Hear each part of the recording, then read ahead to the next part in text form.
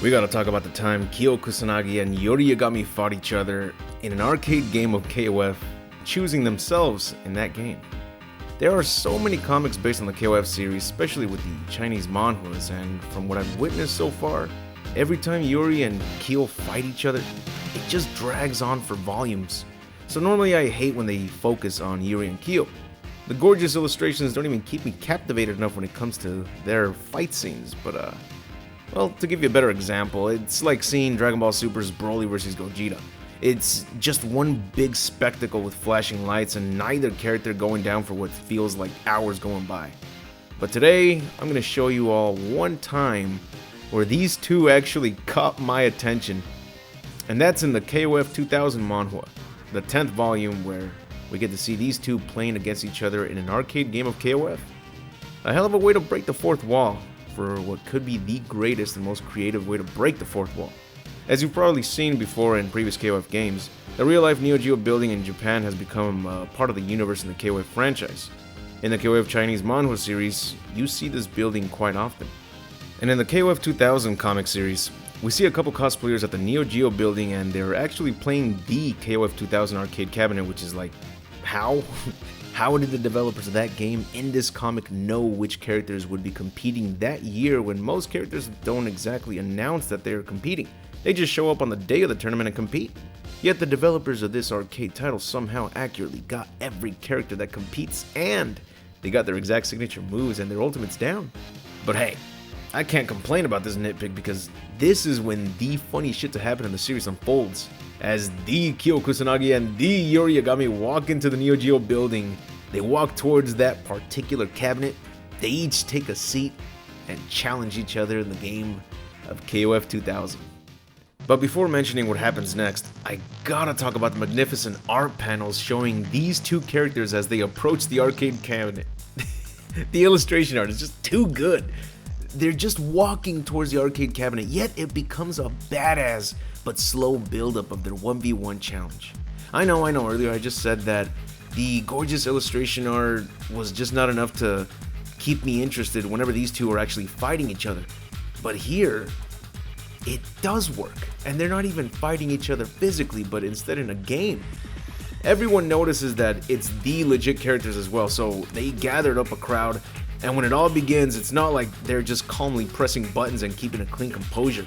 These fools immediately start going hard. Is this secretly how their rivalry started? Because they start playing like actual gamers. I mean, they're pulling off combos that I can't even do in those games. These guys are better than me. How long have they been playing?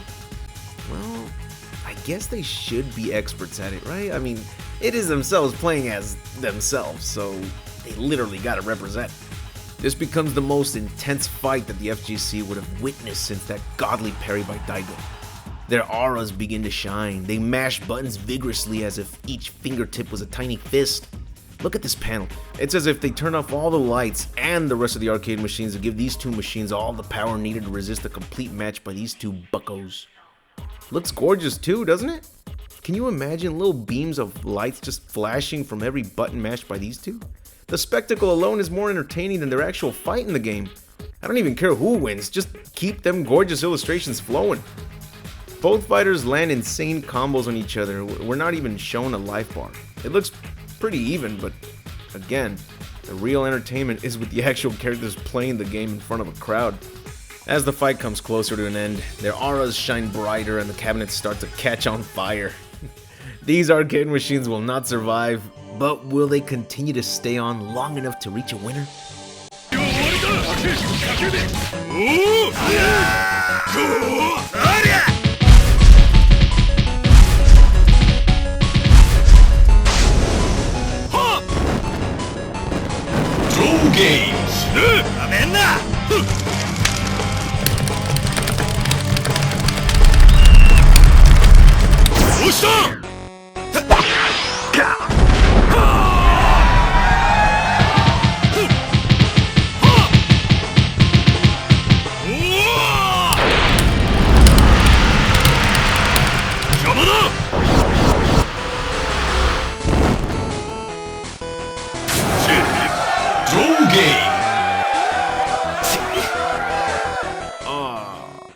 It ended in a draw.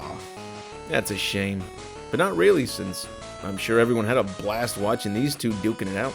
Since it ended in a draw, means that this next round will determine the winner.